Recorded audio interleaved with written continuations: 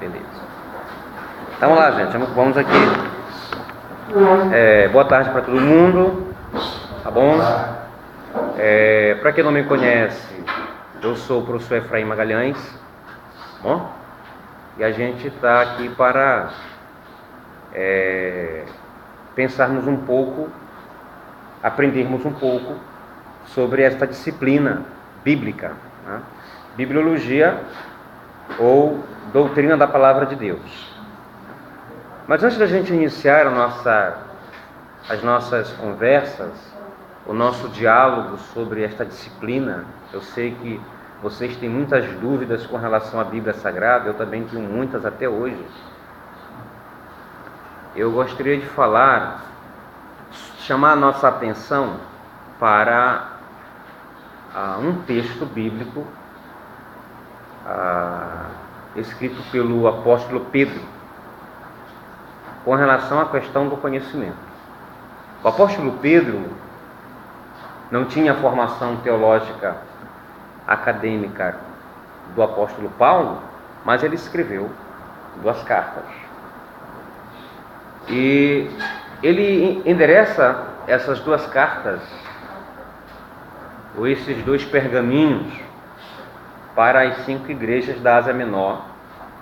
E tem uma referência muito linda. Ele fecha a carta dizendo: antes cresçamos na graça e no conhecimento de nosso Senhor e Salvador Jesus Cristo.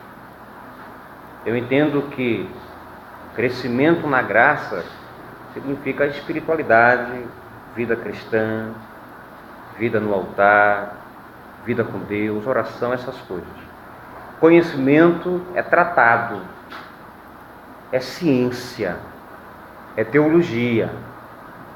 Então, nós temos que dosar essas 2 coisas. Graça, unção, espiritualidade, vida cristã, é importante para o desenvolvimento da vida da igreja, mas também o conhecimento tratado, ciência, estudo, pesquisa. Precisamos ser como os bereanos, que eram notáveis. Paulo expunha, enquanto estava fazendo ali a exposição do Evangelho, os bereanos estavam pesquisando, os bereanos estavam averiguando, tá? Se realmente era se realmente constava sobre aquilo que Paulo falava. Então há uma escassez, né, no povo brasileiro, o protestantismo brasileiro, há uma escassez no povo brasileiro, essa ausência de conhecimento. Então a gente precisa equilibrar. E no Antigo Testamento o profeta diz que o meu povo perece por falta de conhecimento. Então nós precisamos equilibrar essas 2 coisas. Bom, graça, cresçamos na graça, mas também cresçamos no conhecimento. Bom, então é isso que eu proponho aqui para nós. Então é o seguinte, eu quero apresentar aqui para vocês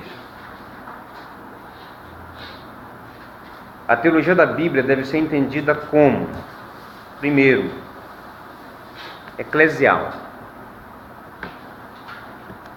Por quê?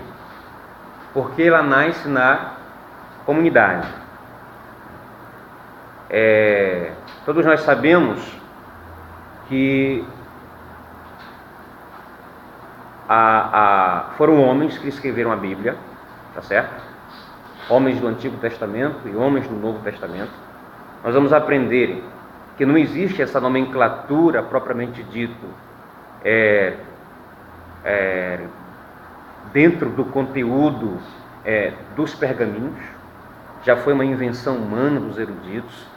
Inclusive a própria palavra Bíblia não existe em seu conteúdo, tá certo? E isso já foi invenção do homem, né, para poder facilitar a compreensão.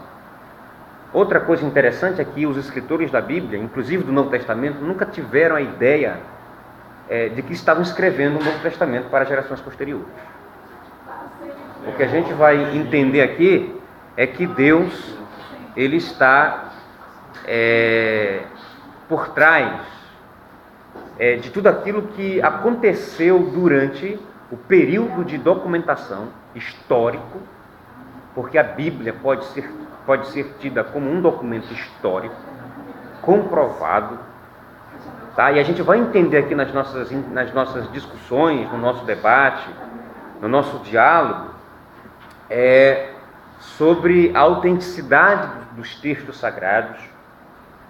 Por que a Bíblia Sagrada é um livro que sobrepõe a tantos outros antigos escritos? Por exemplo, eu vou vez por outra, a gente vai estar fazendo uma correlação com o texto sagrado do Novo Testamento, como, por exemplo, com livros da Antiguidade. Eu citei 2 no slide. Eu citei 2 livros que foram escritos, 2 obras de filosofia que foram escritos muito antes de Jesus, muito antes da compilação do Novo Testamento. Para que vocês tenham uma ideia, o Novo Testamento em si, ele levou mais ou menos meio século para o desenvolvimento completo da sua escrita. Uma outra coisa interessante que a gente vai trabalhar, só para aguçar a memória de vocês, esse curso aqui é um curso muito interessante, entendeu? Parece que a minha proposta é adentrarmos o mundo bíblico. Até porque nós estamos lidando com um texto antiguíssimo. O que nós vamos entender aqui é que a Bíblia, ela não foi escrita, em hipótese alguma,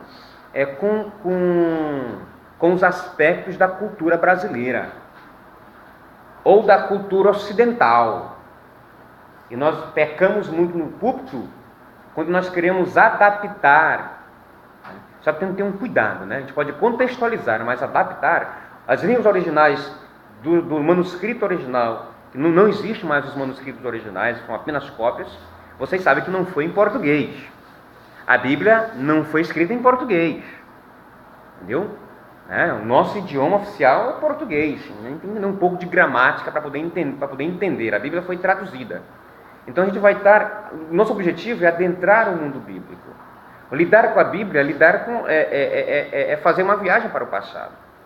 E existem tantas ciências que não estão na contramão da compreensão do texto sagrado, muito pelo contrário.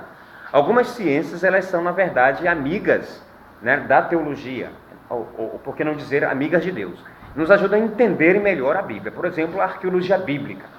Aliás, a arqueologia é uma ciência que nos ajuda a compreender melhor os fatos históricos que aconteceram no Antigo Testamento.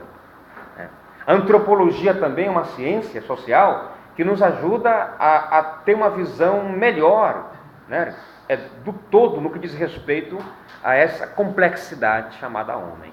E na teologia nós temos uma parte chamada, da teologia chamada doutrina do homem ou antropologia teológica. Então o objetivo aqui nosso é tentarmos, pelo menos, termos uma visão panorâmica a respeito da Bíblia. Tá? Bibliologia ou doutrina da palavra de Deus. Todos os teólogos sistemáticos vão trabalhar esta doutrina, esse tópico específico, porque todas as ideias da teologia cristã partem da Bíblia. A reflexão teológica, ela deve necessariamente partir da Bíblia Sagrada. Ou seja, todo pensador cristão, todo teólogo cristão que vai esboçar, que vai escrever, que vai explanar alguma coisa, algum tópico específico, doutrinário, na igreja, em qualquer lugar que seja, ele precisa necessariamente partir do conteúdo bíblico. Tá certo? Então, o ponto de partida da reflexão teológica do teólogo, por que não dizer filosófica do teólogo, é a Bíblia Sagrada. Correto? Então, isso aqui é um livro, isso aqui é uma aula muito importante para nós. E se nós conseguirmos aqui, pelo menos, nesses 3 sábados, que estaremos aqui conversando, se conseguirmos pelo menos ter uma noção do que significa a bibliologia e a importância desse curso para as nossas vidas, a gente teria alcançado o nosso objetivo maior aqui na sala de aula, tá certo? Então, a teologia da Bíblia deve ser entendida como eclesial, porque nasce na comunidade. Toda reflexão teológica parte da Bíblia e ela é vivenciada, discutida na comunidade, certo? Na comunidade. Por exemplo, a ideia de igreja no Novo Testamento, o escritor no Novo Testamento utiliza a palavra grega eclesia, né? O grego koine, que significa assembleia, que significa reunião de pessoas. Ou seja, trazendo a raiz etimológica lá do sentido da Grécia, quando os homens políticos, os cidadãos, os indivíduos se reuniam ali para poder discutir coisas, assuntos da polis, que significa cidades-estados, né? Então, essa palavra grega, no sentido original, entendeu? Porque realmente estava relacionada à vida, né? Ou à macroestrutura da polis, que era o centro social da Grécia propriamente dito. Então, o escritor do Novo Testamento pegou essa palavra e encaixou muito bem. Então, igreja é o quê? Igreja é uma comunidade de pessoas. Igreja é uma assembleia de pessoas que se reúnem. Só que tem um sentido também interessante que diz chamados para fora. Tá certo? Então a teologia, ou seja, a Bíblia, toda e qualquer reflexão teológica, deve ser vivenciada aonde? Na eclesia, aonde? Na comunidade. Então a comunidade é uma reunião de santos, é uma reunião de discípulos. E a ideia de eclesia no Novo Testamento era justamente Jesus sentado ao redor dos discípulos. Era Jesus sentado e os discípulos também sentados com Jesus em círculo. Essa era a ideia de igreja no Novo Testamento. Tá certo? Um outro aspecto é que ela é pneumática. Por que pneumática? Porque está embebida do Espírito. Né? Espírito com E maiúsculo, né? Para significar, para distinguir, né? O Espírito de Deus. Certo? Então, é pneumática porque está embebida do Espírito. Então, todos nós sabemos, a gente vai entender aqui nas nossas conversas, que por trás dos autores, tanto do Antigo Testamento quanto do Novo Testamento, existem um autor, que se chama Deus. Esse autor é divino, por isso que nós vamos entender o porquê da harmonia desses textos, escritos, embora em datas não consecutivas. Mas é uma coisa de louco, como é que o Antigo Testamento não discorda do Novo Testamento, porque nós temos no Novo Testamento mais ou menos quase um século de compilação do texto, mais ou menos quase um século, tá certo? Quase um século, tá certo? A durabilidade, né? O tempo que levou para a escrita que compõe o Antigo Testamento, que para nós protestantes são os 39 livros, e o Novo Testamento, para nós protestantes, são 27 livros, e teve mais ou menos uma durabilidade, um tempo de meio século, mais ou menos. Então, como é que você vai pegar dois tempos? Você vai pegar o tempo e tentar dividir esse tempo, Antigo Testamento e Novo Testamento. Então, e você ver que a Bíblia a todo tempo não se contradiz. A gente vai entender isso. Esse texto antigo não entra em contradição. E nós vamos trabalhar isso aonde, queridos? Nas características, né? Ou seja, os aspectos importantes que foram necessários para que um pergaminho fosse inserido no cano. Eram vários pergaminhos que existiram. Muitos pergaminhos. Não foram somente 27 livros do Novo Testamento. Eu acredito que tinham mais pergaminhos, só que não dava para colocar tudo dentro de um livro só. Tá certo? Então a gente vai entender isso aqui. Como é uma coisa de doido mesmo, né? Só Deus mesmo para ser um cara muito doido, desculpa a expressão, e só Deus mesmo para fazer um negócio desse, para pegar homens ao todo, segundo os eruditos, 42 pessoas que escreveram em tempos e em épocas diferentes, culturas diferentes, porque a cultura grega não é a mesma da cultura hebraica. Embora no Novo Testamento nós temos uma religião oficial, né, que é o judaísmo, até então ainda não o cristianismo. E todos nós sabemos que o cristianismo, enquanto a religião, surgiu nas fraldas do judaísmo. Mas no Novo Testamento nós temos ainda a permanência do judaísmo enquanto religião, e os hebreus, né, o povo de Arã, porque uma pequena parte do Antigo Testamento foi escrito em aramaico, e Jesus falava fluentemente essas línguas. Jesus falava o hebraico, Jesus falava o aramaico, e Jesus também falava o grego koiné. Tanto isso é fato porque ele pega os pergaminhos. E um detalhe interessante que a gente vai estudar aqui, só para brilhantar a imagem de vocês, fazer surgir dúvidas, porque essa é a minha intenção enquanto professor aqui na sala, é problematizar a questão, é provocar vocês filosoficamente falando, é provocar vocês teologicamente falando, certo? Então isso aqui é uma coisa mesmo de dúvida, certo?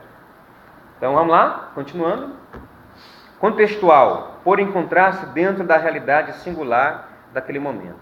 Ou seja, contextual, por encontrar-se dentro da realidade singular daquele momento. O texto sagrado, tanto no Antigo Testamento quanto no Novo Testamento, ela vai ser suficiente para a vida de todo cidadão, para a vida de todos os povos, né? Isso independentemente de cultura, isso independentemente de tempo, espaço e geração. Então a Bíblia é um livro antiguíssimo e ela perpassa por tantas gerações, tá certo? Ela perpassa por tantas gerações, entendeu? Então são muitos povos. E se a gente for aqui pensar sobre a história das civilizações antigas, e os hebreus estão dentro também, estão inclusos dentro do bojo das civilizações antigas, com tanto quanto a Grécia e outros povos antigos, os babilônios, os egípcios. Então a Bíblia Sagrada, esse texto antigo, né, ela atinge a vida pessoal de cada ser humano. E eu diria que a única prova da existência de Deus se encontra justamente na experiência pessoal de Deus com o homem, com o cristão. O que existe, senhores, em termos de filosofia, em termos de ciência e em termos de teologia, são simplesmente conjecturas a respeito, ou aproximações a respeito da existência de Deus. Não tem como provar racionalmente que Deus existe e nem como provar racionalmente que Deus não existe. A única prova cabal de que esse ser inteligente existe está no campo da experiência. Correto? No campo da experiência.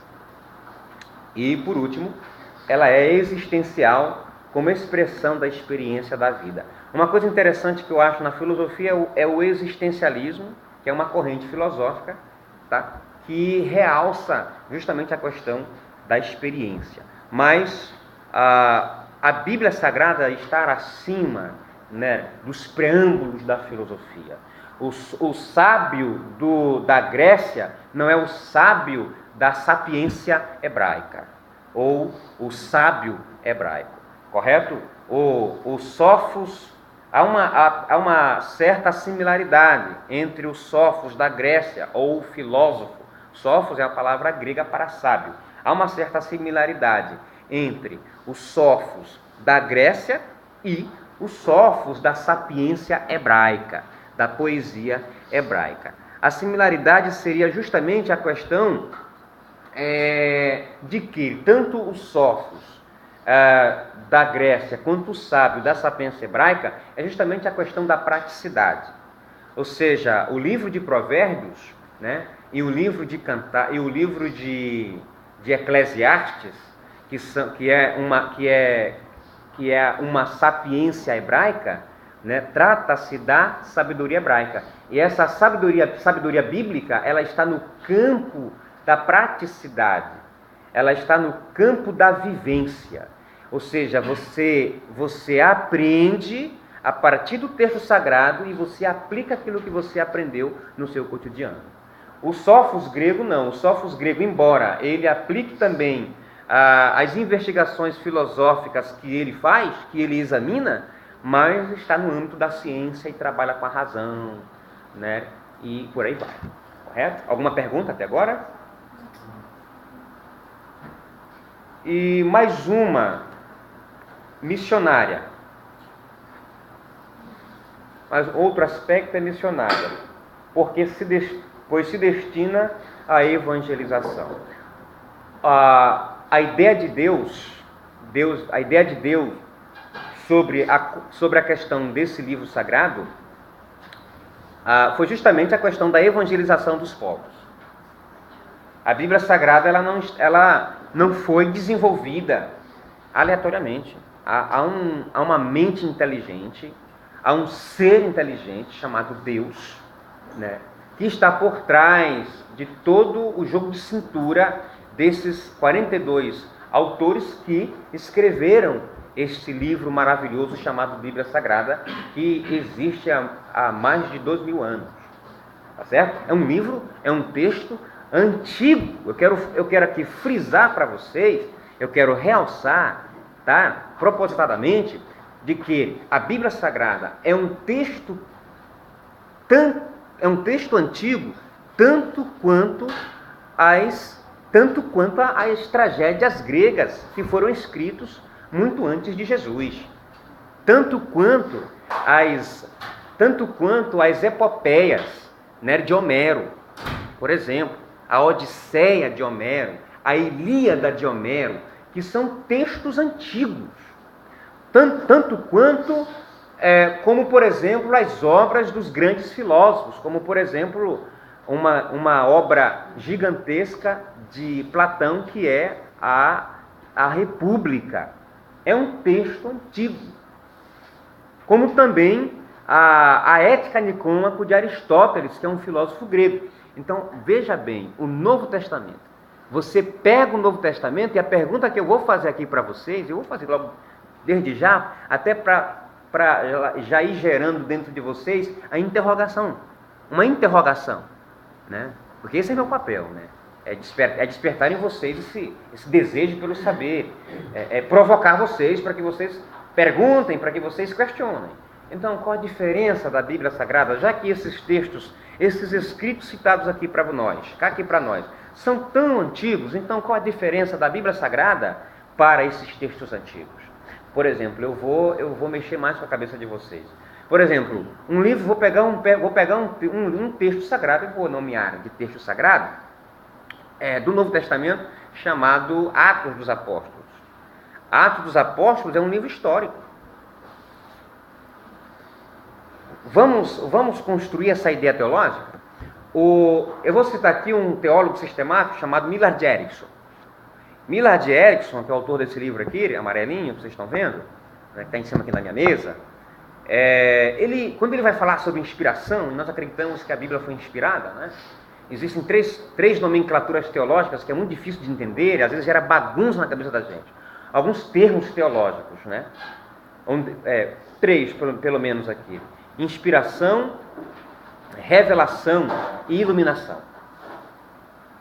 A ideia de inspiração parece que há muitos anos atrás, antes de estudar essa ciência sagrada, essa ciência maravilhosa chamada teologia, eu achava que Deus ele tinha descido do céu e tinha buzinado no ouvido, na minha ignorância, né? Enquanto novo convertido, eu achava que Deus tinha descido do céu ou tinha mandado um anjo para poder falar, buzinar no ouvido dos escritores, então eles escreviam. Essa é a ideia do islamismo. Essa é a ideia do islamismo. No islamismo, Allah ele não se revela. No cristianismo, Deus se revela. No islamismo, e vocês sabem que o texto sagrado do islamismo é justamente o Alcorão ou Corão, que há uma certa similaridade com o texto sagrado do cristianismo, que é a Bíblia Sagrada.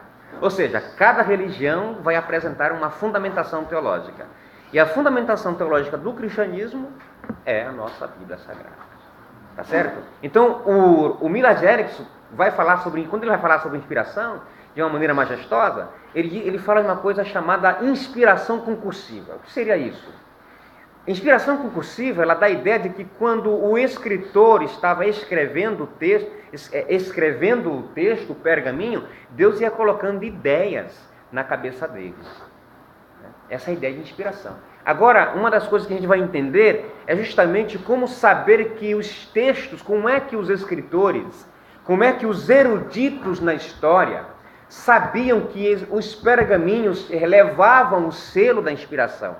Porque um dos principais critérios para que um pergaminho fosse inserido no cano, e cano aqui é entendido como coleção de livros sagrados, para que um pergaminho, porque eram tantos, como falei aqui a priori, tá? Eram tantos pergaminhos. Como é que eles sabiam, como é que os eruditos, como é que os estudiosos, os teólogos da igreja, os pensadores da igreja sabiam, tá? Sabiam que um pergaminho tinha o selo da inspiração.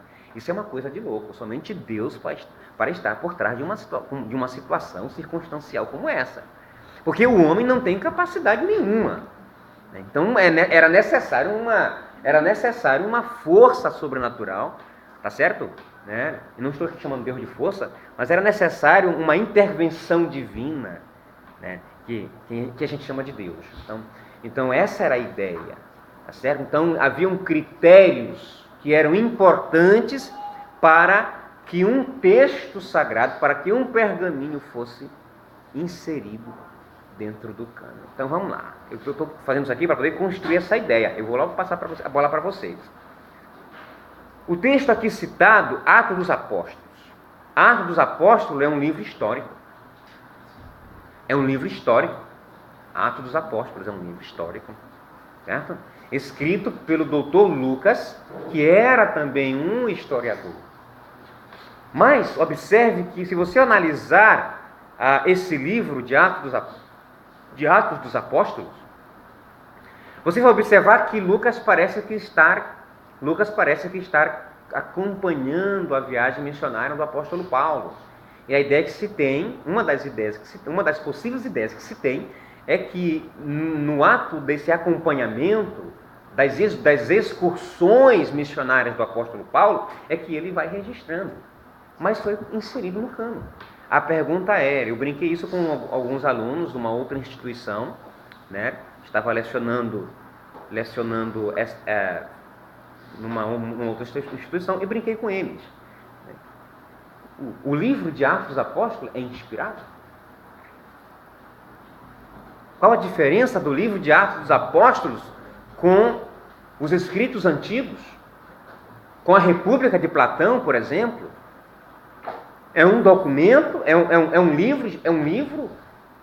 É um documento histórico? É um livro de filosofia? Existem tantas e tantas cópias desse livro, né? E a gente vai entender também de que as cópias que aconteceram na Bíblia foi, na verdade, também uma maneira, uma forma de preservar os textos, porque hoje não existe mais o original. Um professor meu na época, na academia de teologia, quando eu estava estudando teologia como aluno, hoje sou professor, mas continuo estudando teologia, né? E ele brincava, o que nós temos são cópias das cópias, das cópias, das cópias, das cópias, das cópias, das cópias, das cópias, das cópias, das cópias, das cópias, das cópias, das cópias, das cópias e das cópias, das cópias, das cópias e das cópias. Ou seja, não há mais o original. Certo? Então eu pergunto para a turma, qual é a diferença desse texto sagrado de Atos dos Apóstolos, esse escrito sagrado, esse pergaminho que está no cano, na coleção de livros sagrados, para os livros antigos que foram escritos antes de Atos dos Apóstolos, como por exemplo a República de Platão, como por exemplo a Ética Nicômaco, a Ética a Eudemo e a Grande Moral, escrito pelo filósofo Aristóteles, que viveu muito antes de Jesus. E aí? Por quê? Esses livros foram inspirados? Vamos lá, quem quer participar? Quem quer fazer alguma colocação? Fique à vontade. Vamos lá. Vamos lá, turma. Vocês têm alguma ideia? Qual a diferença? A diferença da Bíblia Sagrada, de Atos dos Apóstolos para, por exemplo, a República de Platão. Fiz questão de trazer. Traduzido para o português. O texto original é em grego. O Novo Testamento foi escrito em grego, mas o grego koiné, comum. Vamos lá? Qual a diferença? De Atos dos Apóstolos para essa obra aqui de Platão, a República, que foi escrito muitos anos antes de Atos, muitos anos antes de Jesus, até porque Platão é AC, é antes de Cristo. Vamos lá? Qual a diferença? Vamos lá, turma. Alguém quer participar? Não fique com medo. Vamos lá? Só saber se perguntou se o Atos dos Apóstolos é inspirado. Uhum. Não é isso? Sim. Pode eu abrir uma olhada na questão do texto da Bíblia, mas fala que toda a escritura é divinamente inspirada. Né? Então, eu creio que, assim, no livro do Atos dos Apóstolos, apesar de ser um escrito histórico, está lá da história, mas eu creio que ele foi inspirado sobre o Espírito Santo de Deus, tanto é que ele passou pelo cavaleiro. Sim. Agora a pergunta é inspirado, tanto é que está no cano. Qual a diferença de Atos dos Apóstolos para a República de Platão? Vai ser eu escolher só. Alguém tem alguma ideia? Pois eu vou deixar essa pergunta e a gente vai resolver essa dúvida durante a exposição da nossa aula. Alguém mais quer? Mas se alguém quiser expor, fica à vontade. Vamos lá. Vamos lá. Bibliologia ou doutrina da palavra de Deus é um dos tópicos sistematizado e discutido pelos teólogos sistemáticos. Esta doutrina faz parte daquilo que chamamos de teologia sistemática. Existem tantos teólogos sistemáticos, tantos. E todo, como falei a priori, todo teólogo sistemático, ele vai trabalhar essa parte da doutrina bíblica, que é bibliologia, ou doutrina da palavra de Deus. Por exemplo, um dos mais comuns teólogos sistemáticos é o Dr. Wayne Grudem.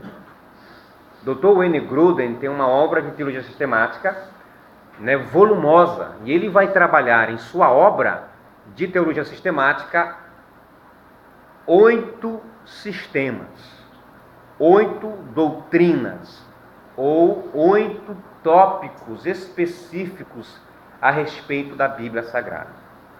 Tá certo? Então, todo teólogo sistemático vai trabalhar essas doutrinas.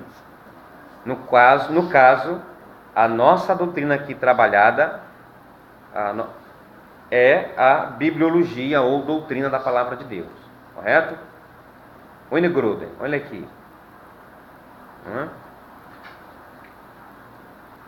Wayne Grudem, em sua obra de teologia sistemática, a define como o que é teologia sistemática. Segundo Wayne Grudem, em sua obra de teologia sistemática, a define como qualquer estudo que responda à pergunta: o que a Bíblia como um todo nos ensina hoje? Essa seria uma pergunta voltada para a teologia sistemática, acerca de qualquer tópico. Ou seja, esta parte da teologia concentra-se na organização e sintetização do ensino de todas as passagens bíblicas sobre um assunto específico. Ou seja, o que os eruditos fizeram foi facilitar o texto sagrado para nós. Até porque todos nós sabemos que o texto original não foi escrito em capítulos, não foi dividido em capítulos, versículos. Isso foi obra dos eruditos, isso foi obra dos teólogos, dos estudiosos, para facilitar o manuseio da Bíblia Sagrada. Ou seja, os textos, tanto do Antigo Testamento quanto do Novo Testamento, eram enrolos. era muito pesado para ser deslocado de um lugar para outro, e nem todo mundo tinha acesso a esses textos sagrados. Correto? Então, o que seria a teologia sistemática? Seria justamente trabalhar assuntos específicos. Existem tantos assuntos específicos que a Bíblia trabalha. É justamente aí que nós temos o trabalho da teologia sistemática, que é pegar todos esses assuntos gerais, né, e torná-los sintéticos, né, e trabalhá-los especificamente. Por exemplo, tudo que nós temos na teologia bíblica, ou tudo que nós temos na Bíblia Sagrada sobre homem, qual seria a parte da teologia que trabalharia sobre o homem? A antropologia bíblica, ou a antropologia teológica. Ou seja, é um estudo específico, é um estudo exaustivo, partindo dos preâmbulos da Bíblia, partindo do conteúdo bíblico para poder fomentar, para poder desenvolver um trabalho sistemático a respeito sobre o homem. Por outro lado, ela vai fazer algumas nuances com outras ciências, como, por exemplo, a antropologia filosófica, que vai ajudar. A antropologia propriamente dita, o objeto de estudo da antropologia é o homem, do grego anthropos, homem, logia, estudo, tratado, ciência. Tá certo? Então, antropologia é o estudo do homem, é o estudo sobre o homem. Aí nós temos também a antropologia filosófica. É um olhar crítico do ponto de vista da filosofia sobre o homem. Ou seja, o que era o homem? Esta complexidade. E aí existem tantos autores, que não dá tempo para citar todos aqui, né? Existem tantos autores, tantos filósofos que falaram, que estudaram sobre o homem. Por exemplo, o próprio Aristóteles, que é um filósofo grego que estudou sobre o homem. Na Ética Nicômaco, ele estuda sobre o comportamento do homem. Ethos, grego, comportamento. Entendeu? Ele vai dizer, no seu projeto filosófico, esse autor, esse filósofo chamado Aristóteles, que o homem é um animal social. Que o homem é um animal político. Ou seja, está aí a contribuição investigativa do ponto da história da filosofia sobre o homem. A nossa antropologia bíblica ou antropológica, que é um dos tópicos específicos da teologia sistemática, ao lado da bibliologia, porque todas essas doutrinas, elas não estão em desigualdade, elas não estão, como é que eu posso dizer, elas não se contrapõem. Não há uma contradição entre elas. Há uma certa similaridade, há uma certa semelhança entre todas as doutrinas bíblicas, entre todos os tópicos específicos dentro da teologia sistemática. O olhar bíblico ou a visão bíblica do homem seria a antropologia teológica ou a antropologia bíblica. Certo? Então, se nós formos estudar sobre os anjos, aonde é que nós vamos encontrar um estudo exaustivo sobre os anjos? Angelologia. Eu quero estudar sobre o Espírito Santo. Onde é que nós vamos encontrar um estudo exaustivo, né? Dentro da teologia? Pneumatologia. Do grego pneuma, né? Espírito. Entendeu? O que mais? Sobre doutrina das últimas coisas. Na escatologia. O que mais? Sobre salvação. Eu quero entender sobre salvação. Eu quero estudar sobre salvação. Então existe uma gama de documentos, né? Uma gama de estudos laborativos, do ponto de vista específico, que vai tratar sobre cada tópico. Tá certo? Sobre salvação você vai encontrar aonde? Na soteriologia ou doutrina da salvação. O Negroni vai trabalhar pelo menos 8 doutrinas.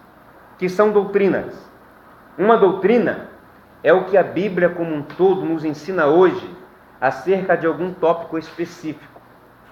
Essa definição está diretamente relacionada com a nossa definição de teologia sistemática, pois mostra que uma doutrina é simplesmente o resultado do processo de fazer teologia sistemática com respeito a um tópico específico, ou seja, para uma similaridade. Tá? Aqui já é o Wayne Grudem, né?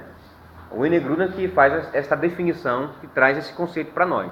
Ou seja, de que o mesmo significado, a palavra doutrina acaba ganhando o mesmo significado de sistemático, tá? De teologia sistemática. Alguma pergunta? Alguma participação? Alguma colocação? Vamos lá? Então vamos lá. Doutrinas sistemáticas. O teólogo sistemático ou dogmático Wayne Grudem, em sua obra volumosa, irá abordar 8 doutrinas bíblicas centrais de suma relevância para a reflexão da teologia cristã, como eu falei agora há pouco. Ou seja, toda a reflexão da teologia cristã parte da Bíblia, que parte também daquilo que os eruditos escreveram, daquilo que os eruditos desenvolveram ao longo do tempo. Por exemplo, a nossa ortodoxia. Ortodoxia não no sentido ligado à Grécia, a igreja, o grego ortodoxo, não, ou o judeu ortodoxo. Mas a nossa ortodoxia, ou conservadora, ela foi desenvolvida durante os 4 primeiros séculos da história da igreja cristã. Os 4 primeiros séculos. Foi justamente nesses 4 primeiros séculos que a ideia da teologia cristã se desenvolveu. Tá certo? Foi justamente ali. Aí depois do ano 100, que culmina, né, com a morte de João, né, o último dos apóstolos, que teve uma morte natural, ali termina o período apostólico na história da igreja. Com o término do período apostólico, com a morte de João, nós temos na história da teologia cristã o advento dos pais apologéticos, né? Ou dos pais apostólicos. Pais apostólicos porque viveram próximos do período apostólico. E um deles foi discípulo de João, que foi o bispo de Esmirna, que eu não lembro o nome dele agora no momento. Me foge à memória o nome do bispo de Esmirna, que foi um pai apostólico. Policarpo, exatamente, obrigado. Policarpo, possivelmente, segundo a história da igreja, segundo a tradição, né, se converteu, né, ouvindo uma das mensagens de João, e foi discípulo de João, né? Então, os pais apostólicos, eles desenvolveram uma teologia cristã. Ou seja, a base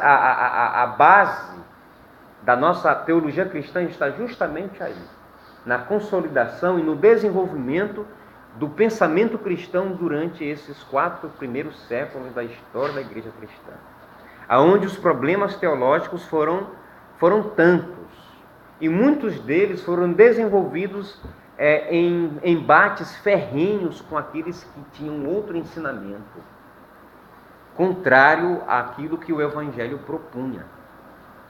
Entendeu? As heresias, ou ensinos teologicamente incorretos. E foram muitos ensinos teologicamente incorretos. Muitos ensinos errados. Muitos embates teológicos sobre o Cristo, por exemplo. Muitos embates teológicos. Então, nesse período aí, dos 4 primeiros séculos da história da igreja cristã, é que nós temos a base da nossa teologia cristã. Ou seja, para dizer a nossa ortodoxia. E no termo da palavra, podemos ser considerados como ortodoxos ou conservadores. Tá certo? Conservadores porque nós acreditamos na Bíblia. Conservadores ou ortodoxos porque nós herdamos, né? Nós herdamos toda a tradição histórico-teológica que foi desenvolvida durante esses 4 períodos da história da igreja. E que os pais apostólicos ou apologetas foram importantes para para o desenvolvimento da teologia cristã, porque eles defenderam ferreamente, né, contra os hereges, a doutrina cristã sadia. Correto?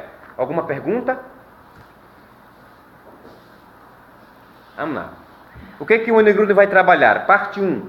A doutrina da palavra de Deus ou bibliologia, que é a nossa disciplina. Certo? O que nós vamos trabalhar aqui na bibliologia? Apostila. Página 1.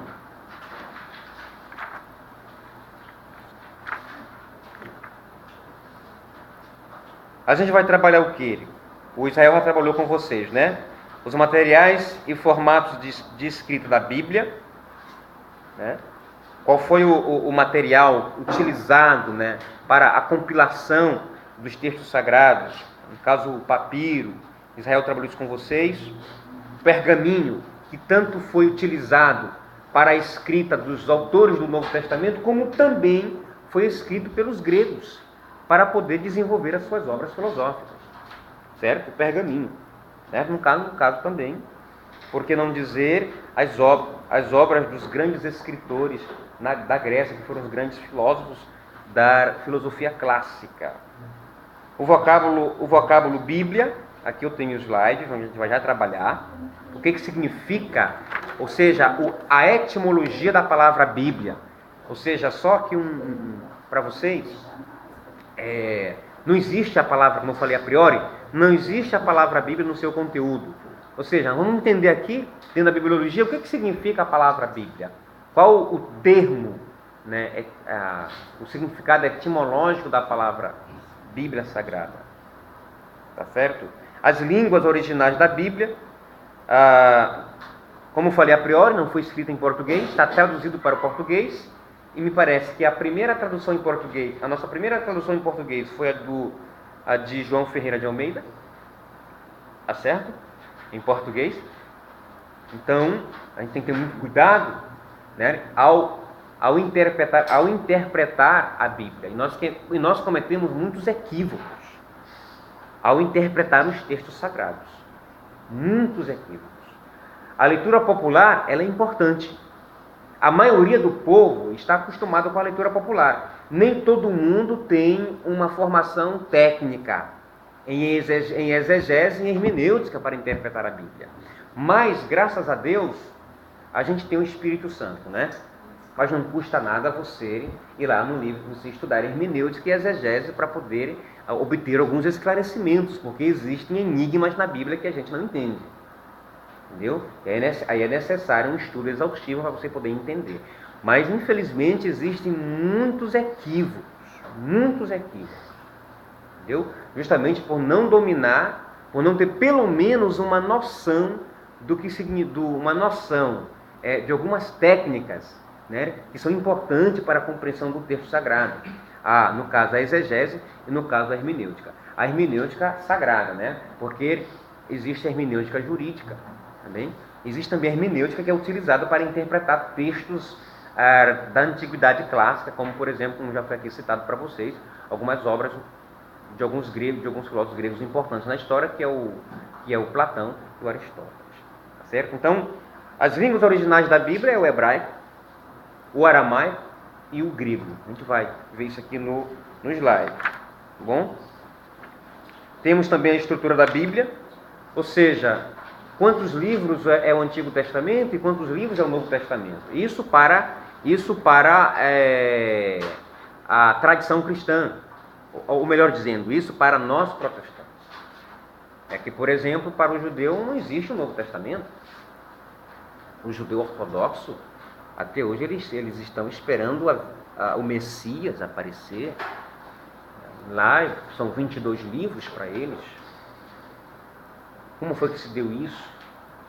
A Bíblia Católica tem uns livros a mais, que são os livros apócrifos, que, do meu ponto de vista, é importante os livros apócrifos. E que, inclusive, eu vou mostrar para vocês aqui que nós temos pelo menos uma referência dos livros apócrifos no Novo Testamento. Só que os livros apócrifos foram escritos muito antes do Novo Testamento.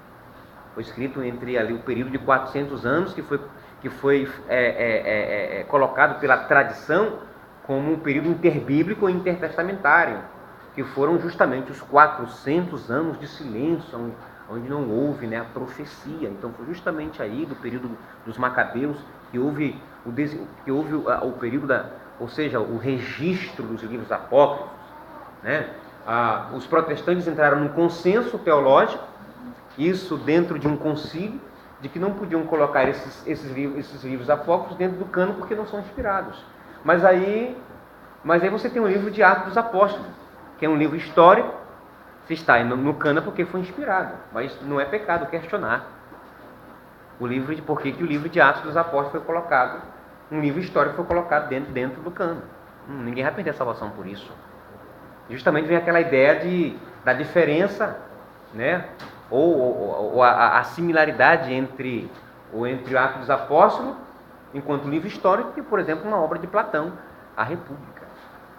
Por exemplo, o livro de Tiago, que é um livro muito legalista, né, quase que não entra no cano, mas está no cano porque é inspirado. Eu não falei todos os critérios aqui para que os pergaminhos, vou falar na frente. Existiram alguns que eu tenho que falar isso aqui é importante. Os critérios que foram utilizados, tá bom? Para poder um pergaminho fosse inserido dentro do cano. Certo? Sim, pois não? Temos um intervalo aí. Temos. Já está na hora. Está na hora? Está na hora. Então, para concluir. Isso. Vamos fechar essa primeira parte, tá certo? Vamos fechar essa primeira parte. Só peço 2 minutinhos para vocês, para a turma. 2 minutinhos, presta atenção para cá, para a gente poder fechar aqui. 1 minutinho só. Então, filho, dentro da estrutura do texto sagrado, nós vamos trabalhar o quê? A estrutura da bibliologia. A estrutura do Antigo Testamento e a estrutura do Novo Testamento. Certo? E eu quero fazer aqui com vocês links, né? Eu não quero ficar só falando, eu quero que a turma também fale. Eu não mordo. Oi? Pois é o primeiro dia, né? Mas tudo bem, é assim mesmo. Está inaugurando, inaugurando não, o primeiro dia, não, o segundo no caso, né? Porque teve aula inaugural, né? Mas quando vocês chegarem a bacharel em teologia, quando chegarem no segundo ano, vocês vão querer ser mais do que o professor, que isso aconteceu comigo. Isso é bom. Porque o professor não sabe tudo. Tá certo? Então vamos para o intervalo e na volta vamos continuar a segunda parte. Vamos? Tá? Gente, 15 minutos.